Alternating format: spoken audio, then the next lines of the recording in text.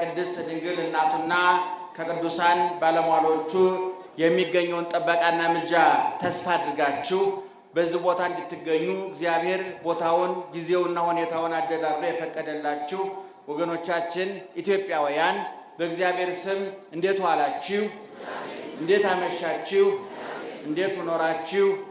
በየጊዜው በየቦታው በየምክንያቱ መስማት በምንችለው ልክ የሚነግረን መኖርን በምንችለው መጠን የሚያስተምረን ከበደል ከኃጢአት ከርኩሰት ውለዋል ብሎ ሳይጸየፈን ገደብ ካለፈ ደስታና አንገትን ከሚያስደፋ ሐዘን እየጠበቀ በማዕከላዊ ሕይወት የመራንና የሚመራን ትናንት የነበረ ዛሬ ያለ ለዘላለም መኖሩን አፋችንን ሞልተን የመሰከርንለት የምንመሰክርለት ልባችንን ሞልተን ያመንነውና የምናምነው የአባቶቻችን አምላክ ልዑለ ባሕርይ እግዚአብሔር እስከ ዛሬ ስላደረገው በጎ ነገርና ወደፊትም ሊያደርግልን ስላዘጋጀው መልካም ነገር ሁሉ ሕያው ቅዱስና ዘላለማዊ ስሙ ይክበር ይመስገን። ይክበር ይመስገን። ይክበር ይመስገን።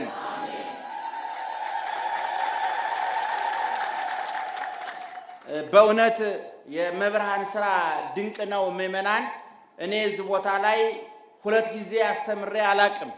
በእኔ ዕቅድ በእኔ መመሪያ በእኔ ሐሳብ ዛሬ 15ቱን ቀን አሜሪካ ዴንቨር እመቤታችን ቤተክርስቲያን አሜሪካን ሀገር ውዳሴ ማርያም ልተረጉም ጨርሼ ከሰዎቹ ጋር ተነጋግረን ከውጭ ከአውሮፓ እንደመጣሁኝ ወደ ቦሌ ሻንጣዬን ይዤ ሄድኩኝ። የእግዚአብሔር ነገር ሆነና ቪዛው ከተቃጠለ ሰኔ አልፏል ወደ አሜሪካ የሚወስደው። ሻንጣዬን ይዤ ቦሌን ተሳልሜ ቤት የገባው እና እግዚአብሔር በዚህ ቦታ በረከት እንዲቀበል የመብርሃን ፈቃድ ሆኖ ነውና ስራው ብዙ ነው። እግዚአብሔር ክብርና ምስጋና ይግባው። በእውነት ጊዜያችሁን ገንዘባችሁን የተለያዩ ጉዳዮቻችሁን ሰርዛችሁ የነፍሳችሁ ጉዳይ ገዳችሁ የህሊናችሁ ጉዳይ ገዷችሁ የተራበ ህሊና የሚጠግብበት የተራቆተ ህሊና የሚለብስበት የተጠማ ህሊና የሚረካበት የቆሰለ ህሊና የሚፈወስበት እግዚአብሔር በቀጥታ ለጥያቄዎቻችን በምንፈልገው መንገድ ሳይሆን በሚያስፈልገን መንገድ መልስ በሚሰጥበት በእግዚአብሔር ጽሕፈት ቤት በእግዚአብሔር ቢሮ በመገኘታችሁ እግዚአብሔር ልታመሰግኑት ልታከብሩትም ይገባል። እንዲህ የሚሆኑት የተፈቀደላቸው ናቸውና ስለፈቀደልን ክብርና ምስጋና ይግባው። ዛሬ ደብረ ታቦር ነው። እጥር ምጥን ሰብሰብ አድርገን ስለ ኢየሱስ ክርስቶስ እንማራለን።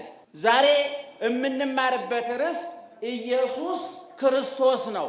ሁላችሁም 3 ጊዜ ይሄ ሕያው ዘላለማዊ የሆነ ቢበሉት ዳቦ ቢጠጡት ውሃ ቢለብሱት ልብስ ቢጠለሉበት ቤት የሆነ ምድርና ሰማይን የሚያንቀጠቅጥ አለት ተራራውን የሚያቀል አጋንንትን የሚቀጠቅጥ በጨለማ ላሉት ብርሃን በሞት ላሉት ሕይወት በመቃብር ላሉት ትንሣኤ የሚያደርግ በተጠራበት ቦታ ሁሉ ማንም ሰው ይጥራው መቼም ይጥራው የትም ይጥራው ጊዜ የማያጥረው የሻይ ሰዓት የሌለው የስብሰባ ሰዓት የሌለው 24 ሰዓቱ ሙሉ እኛን ከመመገብ እኛን ከመጠበቅ እኛን ከመንከባከብ ውጪ ተጨማሪ ስራ የሌለው የሙሉ ጊዜ ስራዎቹ እኛ የሆን የቁስሎቹ ፍሬዎች የችንካሩ ውጤቶች የግርፋቱ በረከቶች የመስቀሉ ፍሬዎች እኛ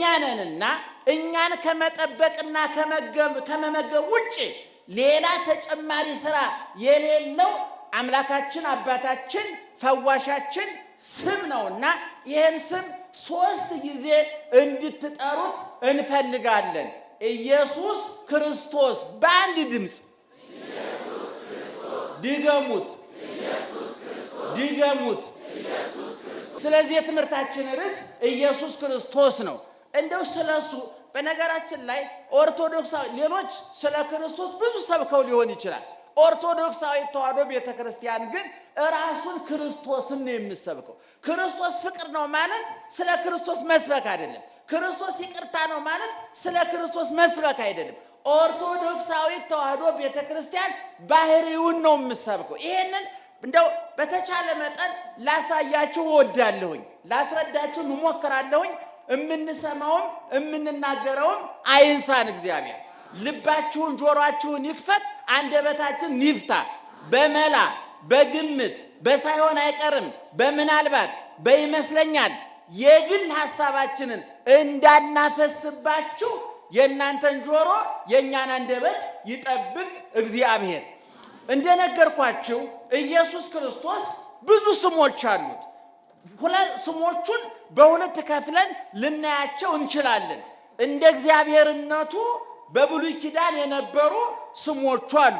በሐዲስ ኪዳንም ያው እግዚአብሔር ነውና የብሉይ ኪዳን ስሞቹ እንዳሉ ሆነው ሰው በመሆኑ ከሰማይ ወደ ምድር፣ ከርቀት ወደ ግዝፈት፣ ከሕያውነት ወደ ሟችነት፣ ከዘላለማዊነት ወደ ጊዜያዊነት፣ ካለመወሰን ወደ መወሰን፣ ከማጥገብ ወደ መራብ፣ ከማልበስ ወደ መራቆት፣ ከማርካት ወደ መጠማት፣ ከልዕልና ወደ ትሕትና፣ ከላይ ወደ ታች እኛን በመሰለ ጊዜ ደግሞ ይህን ሊገልጡ ሊያብራሩ የሚችሉ የሚመጥኑ ስሞች በሐዲስ ኪዳን አሉት። ከነዛ ስሞቹ መካከል ኢየሱስ ክርስቶስ ነው አንዱ።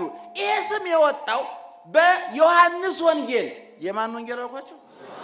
በዮሐንስ ወንጌል ምዕራፍ 1 ላይ እንዲህ የሚል ቃል ተጽፏል።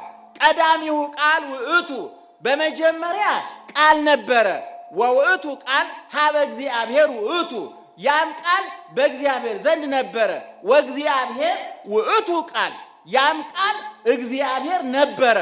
ሁሉ በሱ ሆነ፣ ያለሱ ምንም የሆነ የለም ብሎ ወንጌላዊ ዮሐንስ ቀዳማዊነቱን ረቂቅነቱን የጌቶች ጌታ የነገስታት ንጉሥ መሆኑን ሰማይ ዙፋኑ ምድርም የእግሩ መረገጫ መሆኗን ካስረዳ በኋላ ይሄ ዘላለማዊ ቃል፣ ይሄ ሰማያዊ ቃል፣ ይሄ ረቂቅ ቃል፣ ይሄ ሕያው ቃል፣ ይሄ የጌቶች ጌታ የነገስታት ንጉሥ የነበረው ቃል ዓለም ሳይፈጠር በሰማያዊ ክብሩ ነግሶ ይኖረ ነበረ ቃል የዘመኑ ፍጻሜ ሲደርስ በገላትያ 4:6 ላይ እንደተናገረው ወአመ በጽሐ ዕድሜሁ ፈነወ ወልዶ እግዚአብሔር ወተወልደ እምብእሲት፣ ዘመኑ በደረሰ ጊዜ ከሕግ በታች ይወለድ ዘንድ ከሴት ይወለድ ዘንድ እግዚአብሔር ልጁን ላከ ብሎ ሐዋርያው ቅዱስ ጳውሎስ እንደተናገረ ያ ቃል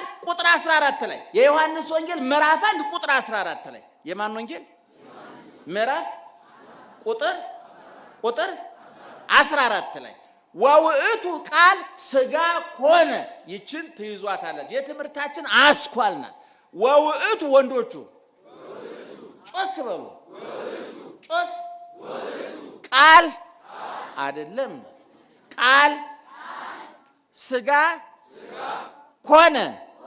ወውእቱ ቃል ሥጋ ሆነ። አይደለም፣ ቆይ አንድ ነው የተመደበላችሁ። ጮክ በሉ። እጄን እያያችሁ ተናግሬያለሁ። ያለ ምልክት እየሄዳችሁ ውሃ ይበላችሁ።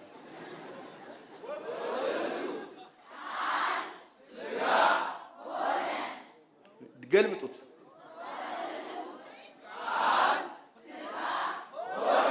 ያም ቃል በሉ አንድ ላይ ያም ቃል ሥጋ ሆነ። ያም የተባለው ቅድም እንደነገርኳችሁ በመጀመሪያ ምን ነበረ? ቃል ነበረ። በማን ዘንድ ነበረ? በእግዚአብሔር ዘንድ ነበረ። ያም ቃል ማን ነበረ? እግዚአብሔር ነበረ። እግዚአብሔር ነበረ የተባለው ቃል ምን ሆነ? ጮክ ብላችሁ ነገር ምን ሆነ? ሥጋ ሆነ። ሁለቱን በተናጠል ላሳያችሁ። ቃልና ሥጋ።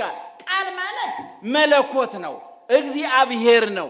እግዚአብሔር በብሉይ ኪዳን ኃያልነቱ ረቂቅነቱ የጌቶቹ ጌታ የነገስታቱ ንጉሥ መሆኑን በኖህ ጊዜ ፍልውሃ አዝንቦ ዓለምን የቀቀለ በሰዶም በገሞራ እሳት አዝንቦ ፍጥረትን የቀጣ የገረፈ ፈርዖንን ከነ 600,000 ሰራዊቱ በኤርትራ ባህር ያሰጠመ እስራኤልን 40 ዓመት መና ከደመና እያወረደ ውሃ ካለት እያፈለቀ የመገበ በነ ዳንኤል አድሮ የአንበሳ አፍ የዘጋ በናናንያ በናዛሪያ ጊዜ እሳቱን ያበረደ የኢያሪኮን ግንብ በጩኸት በዝማሬ ያፈረሰ በኤልያስ አድሮ 3 ዓመት ከ6 ወር ሰማዩን የዘጋ እግዚአብሔር ነው ወይም ደግሞ ቃል ነው። ይሄ ኃያልነቱ የተነገረለት ቃል ጌትነቱ የተነገረለት ቃል ሁሉን ነገር ማድረግ እንደሚችል የተነገረለት ቃል በሐዲስ ኪዳን ቀጠሮ ሲደርስ ትንቢቱ ሲፈጸም የተቆጠረው ሱባኤ የተነገረው ትንቢት ሲፈጸም ከቅድስት ድንግል እናታችን ከስጋዋ ስጋ ከነፍሷ ነፍስ ነስቶ ሰው ሆነ። ያም ቃል ምን ሆነ? ስጋ ሆነ። የቱ ቃል? የቱ ቃል? ምን አይነት ቃል ነበር? ምድርና ሰማይን ምን ያደረገ? አቤት! ክረምትና በጋውን እኔና እናንተን ለእስራኤል መና ውሃ ካለት በኖህ ጊዜ ፍልውሃ ሰዶም ገሞራን በእሳት ፈርዖንን ከነሰራዊቱ በዳንኤል አድሮ አንበሳ የዘጋ በኤልያስ አድሮ ሰማዩን ሁሉን ነገር ማድረግ የሚችለው ቃል ዘመኑ ሲፈጸም በሐዲስ ኪዳን ምን ሆነ? ስጋ ሆነ። ስጋ ደግሞ ምንድነው ሲባል ስጋ እኔና እናንተ ማለት ነው። ደካማ፣ ውሱን፣ በሽተኛ፣ በቦታ በጊዜ በሁኔታ የተገደበ እንጦጦ ቁጭ ብሎ መርካቶ ምን እንደተፈጠረ የማያውቅ ሰምታችሁኛ? አሁን እናንተ እንጦጦ ናችሁ። መርካቶ ቦምቢ ፈንዳ ዳቦ ይጋገር የምታውቁት ነገር አለ? አረ ከዚህ ጀርባ ምን እንደተፈጠረ ታውቃላችሁ? ከኔ ጀርባ ምንድነው ያለው? አቤት! ምን የምታውቁት ነገር የለም። አይናችሁ ቅንድባችሁን ለማየት አይናችሁ ቅንድባችሁን ማየት ይችላል? መስታወት ያስፈልገው እኮ ለአይን ድጎማ ነው አይደል? አይን ቅንድብን ያያዛል። ቀራንብት ለአይን እንዘቅሩባን ቀራንብት እይሬይ አይን ባለቅኔ ቅንድብ አይን በርቀት በቴሌስኮፕ አማካኝ ደግሞ ከዋክብትን ያያል አይደል? ቅንድብን ለማየት ግን መስታወት ያስፈልገዋል። ደካሞች ነን። ስጋ ደካማ ነው። ይራባል፣ ይጠማል፣ ይተኛል፣ ያንቀላፋል፣ ይሞታል፣ ይገነዛል፣ ይቀበራል። ልብ አድርጉ። የቅድሙ ቃል የዚህ ተቃራኒ ነው አይደለም? ሰምታችሁኛል? የዚህ ተቃራኒ ነው አይደለም? ተቃራኒ ነው። ስጋስ የቃል ተቃራኒ አይደለም? ስጋ ቃል የስጋ ተቃራኒ አይደለም? ነገር ግን ምን ሆነ? ያም ቃል ምን ሆነ? ያም ቃል ምን ሆነ? ልብ አድርጉ። ተቃራኒ ባህሪያት፣ ተቃራኒ አካላት። ቀዳማዊ ቃል ነው ስጋ። አቤት! ኃያል ቃል ነው ስጋ። እሺ፣ ደካማ ደካማ፣ ኃይለኛ ኃይለኛ፣ ሕያው ሟች፣ ግዙፍ፣ ረቂቅ፣ ዘላለማዊ፣ ጊዜያዊ። አረ ሊቃውንት የጉባኤ ባለቤቶች ለሚቀጥለው ዓመት